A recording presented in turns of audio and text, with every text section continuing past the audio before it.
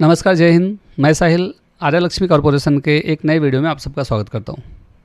साथियों, आज हम लोग देखेंगे कल के लिए, परसों के लिए, ये जो हमारे अपकमिंग ट्रेडिंग डेज हैं, इनके लिए इंडेक्स पे हमारा व्यू और कुछ स्टॉक्स, जैसे एक स्टॉक बाइंग के लिए, एक स्टॉक सेलिंग के लिए। हम ट्रेडर्स हैं तो हम वन साइड कभी भी सोचेंगे नहीं, वन साइड जाने का प्लान करेंगे नहीं। मार्केट में आज गैप अप हुआ। गैप अप होने के पीछे काफ़ी सारे रीजंस थे। एक तो मार्च की क्लोजिंग कंप्लीट हुई, 1 अप्रैल नया फाइनेंशियल ईयर। दूसरा, ईरान की तरफ से जो डेवलपमेंट पॉजिटिव हो रहे हैं। अभी तक हमने क्या देखा था, यूएस, इजराइल, ईरान के बीच में जो वॉर चल रही थी, यहाँ पे कुछ न कुछ अनसर्टेनिटी का माहौल था, एक डर जैसा बना हुआ था। आपने देखा रहेगा न्यूज़ वगैरह में कि लोग पेट्रोल भरवा रहे हैं, लोग गैस सिलेंडर की कालाबाजारी कर रहे हैं। बट आज जो डेवलपमेंट हुए या कल के दिन में जो डेवलपमेंट हुए ईरान की तरफ से, तो वो एक पॉजिटिव वे में हुए। जैसे ईरान ने बोला कि हम हॉर्मुज जो उन्होंने बंद करके रखा था, बोले हम हॉर्मुज को ओपन करेंगे, बट अब वहाँ पे टोल लगाएंगे। टोल लगाएंगे मतलब आपको कुछ सामान हम देंगे, थोड़ा सा महंगा देंगे, उसके बदले में चार्ज लेंगे। तो अब ये जो एक पैनिक था कि हमें ऑयल मिलेंगे ही नहीं या ऑयल के शॉर्टेज हो सकते हैं, तो उन चीज़ों पे एक स्टॉप लगते हुए दिख रहा है।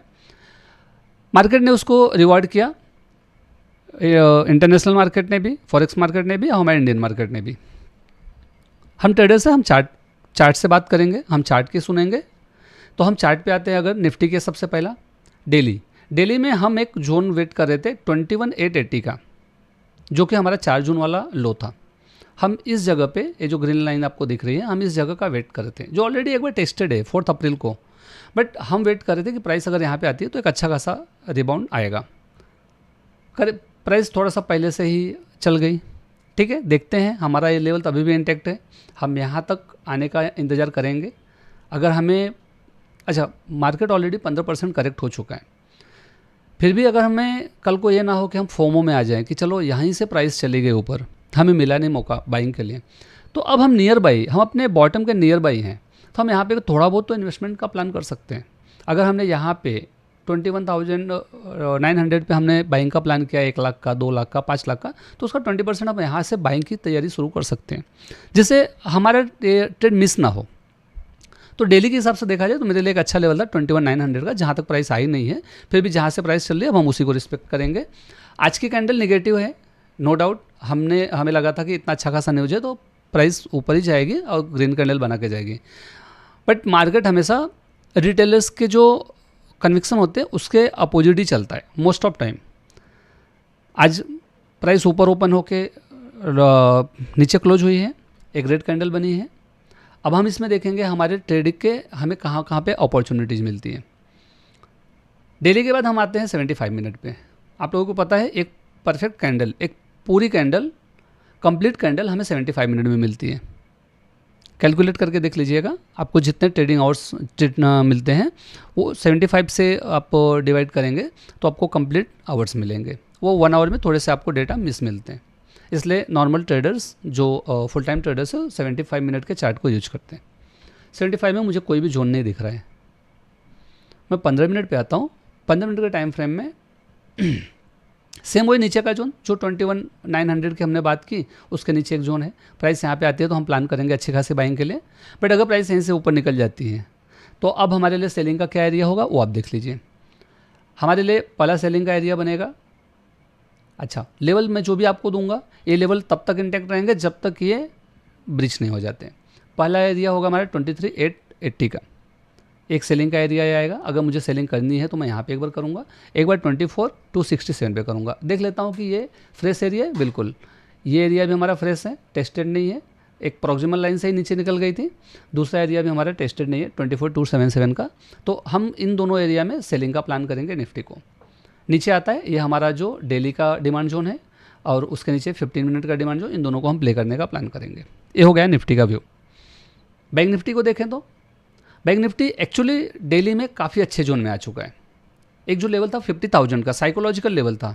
लास्ट संडे हमारी एक लाइव हुई थी, उसमें हमने ये डिस्कस किया था कि 50,000 एक अच्छा खासा लेवल है। ये यहाँ पे हमारा एक जोन था, ऑर्डर ब्लॉक का जोन था। इस जोन में साइकोलॉजिकल प्राइस भी आ गई थी 50,000, एक अच्छे खासे प्राइस लेवल पे आ चुका है बैंक निफ्टी।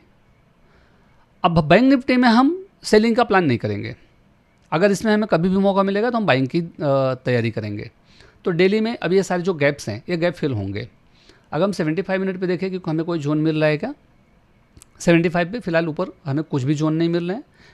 15 मिनट में 15 मिनट में भी नियर बाई, अब देखिए ये एक डिमांड जोन बन गया है जहाँ से आज प्राइस बाउंस लिया है गैप से, एक मेरे लिए डिमांड जोन बन गया है ये एरिया। तो मैं इस एरिया को एक रीटेस्ट के लिए ऐड करके रखता हूँ। अगर प्राइस नीचे आती है 50,295, मैं यहाँ से फिर से एक प्लान करूँगा अपसाइड के लिए। अच्छा, ऊपर जाता है तो कोई सप्लाई एरिया, अभी मुझे सप्लाई एरिया नियर बाई कुछ नहीं दिख रहा है तो मैं इसमें कुछ भी मार्किंग नहीं करूँगा। अगर कुछ नए डेवलपमेंट होते हैं तो मैं आप लोगों के साथ में शेयर कर लूँगा। ठीक है, सेंसेक्स में आते हैं।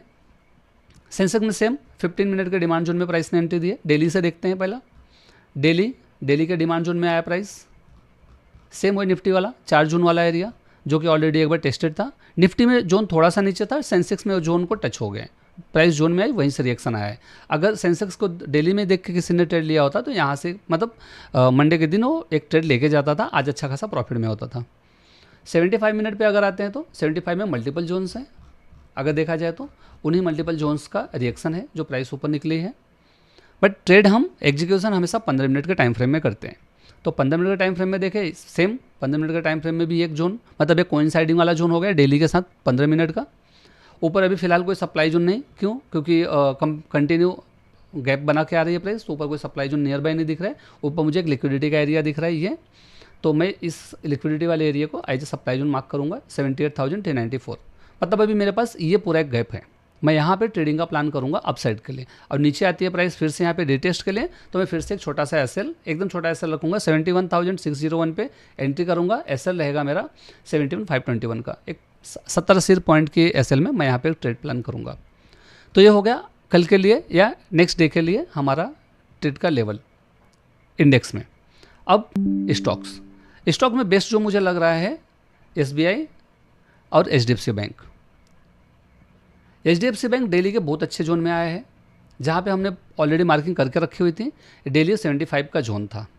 आप देखेंगे एक ग्रीन लाइन, देखिए एक ग्रीन लाइन 731 कल मंडे के दिन जब प्राइस इस जोन में आई थी तो हमारे जोन के नीचे प्राइस ने क्लोजिंग नहीं दी थी और आज वहीं से प्राइस अपसाइड निकली है। तो अब हम प्लान करेंगे कम से कम इस सप्लाई जोन तक का। अगर आप पोजिशनल ट्रेड कर रहे हो तो 797 का, 800 का नियर बाय हमारा प्लान होगा। अगर हम पोजिशनल जाते हैं मतलब इक्विटी में जाते हैं। 75 मिनट पे अगर एक बार देखें, 75 में भी नियर बाय वही 800 वाला सप्लाई जोन मिल रहा है। अगर नीचे रिटेस्ट करता है तो फिर से एक प्लान करेंगे 734 पे, फिर से एक एंट्री हमारी बन सकती है। इक्विटी के लिए हम डेली और 75 इसके नीचे के जोन नहीं देखते हैं, इसके नीचे 15 मिनट का जोन हम इसमें प्लान नहीं करेंगे। अच्छा, जो भी मैं लेवल्स दे रहा हूँ, जो भी मैं आपको प्राइसेस बता रहा हूँ, डिस्क्लेमर है कि आप इन मेरे लेवल्स पे अगर ट्रेड करना है तो अपने फाइनेंशियल एडवाइजर की सलाह जरूर लीजिएगा।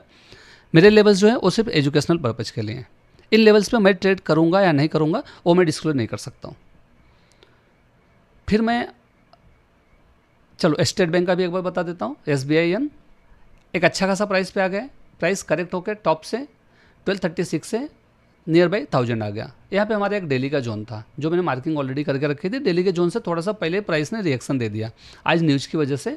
मैं वेट करूँगा इसमें हमारे इस जोन का 970 का, एक बार 970 तक प्राइस आ जाए फिर मैं इसमें प्लान करूँगा पोजीशन बनाने के लिए। अगर मैं 75 मिनट पे देखूँ तो कोई जोन नहीं था, फिर भी प्राइस चली है, आज मार्केट पॉजिटिव था उसकी वजह से ही। और यहाँ पे एक ऑर्डर ब्लॉक था 70 डेली के टाइम फ्रेम में। सप्लाई जोन नियर बाई कुछ नहीं दिख रहा है, हम यहाँ पे कोई सप्लाई जोन का प्लान नहीं करेंगे। अब एक स्टॉक आपको अपसाइड के लिए, ये तो बैंक हो गए, बैंक्स में बोली सो इसलिए मैंने 2 बैंक्स आपको बता दिए, स्टेट बैंक और HDFC बैंक। अब एक स्टॉक अशोक लेलैंड। अशोक लेलैंड में वीकली का एक कंजर्वेटिव जोन है यहाँ पे, जो मैंने ऑलरेडी एंट्री करके रखी हुई है 146। प्राइस अगर 146 पे आती है तो हम सिर्फ ₹1 के एसएल के साथ में, मतलब 145 के एसएल, ये प्राइस हो रहा है आपका 146.12, हम यहाँ पे एसएल रखेंगे 145 का, ₹1 के एसएल के साथ हम इसमें ट्रेड प्लान करेंगे।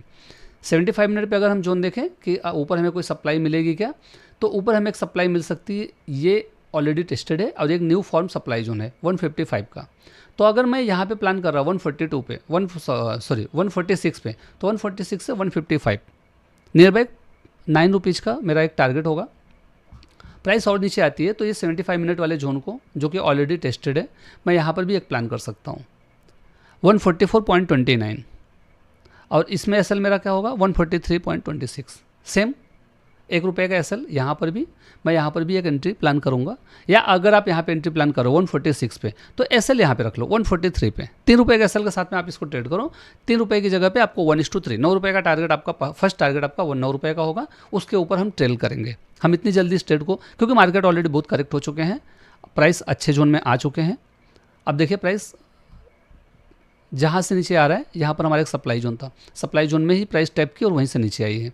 तो इस बीच में कोई सप्लाई जोन नहीं है, तो अगर हम कैश में बैठते हैं, इक्विटी में रहते हैं, तो हम इसको अच्छा खासा होल्ड करेंगे। अब ये बाइंग के लिए हो गया हमारा अशोक लेलैंड। अगर हम सेलिंग के लिए देखें तो HAL कंटिन्यू न्यूज आ रही हैं। आपने आज देखा रहेगा कि डिफेंस वाले स्टॉक अच्छे खासे चले भी थे। डिफेंस मतलब मरीन डिफेंस वाले, नेवल डॉक वाले। हल इसमें मैं थोड़ा सा बेरिश हूँ। बेरिश होने का रीज़न है 75 मिनट का हमारा एक सप्लाई जोन। अच्छा, डेली का ये एक ओरिजिन था जहाँ से प्राइस ने एक रैली ली थी, प्राइस उसी ओरिजिन के पास ऑलरेडी आ चुकी थी। कल का जो उसने जो डिप बनाया था उसी ओरिजिन के पास बनाया, बट इसमें मैं 75 मिनट के एक सप्लाई जोन को प्ले करूँगा, जो कि यहाँ पे ये यहाँ पर हमारा एक ऑर्डर ब्लॉक है। ये जो मैंने मार्किंग करके रखा हुआ है, ये हमारा ऑर्डर ब्लॉक का एरिया है। इसको मैं एक as a supply zone play करूँगा। मेरा जो लेवल बन के आएगा, एक मिनट में मार्क कर देता हूँ आपको लेवल, ये मेरा लेवल बन के आएगा।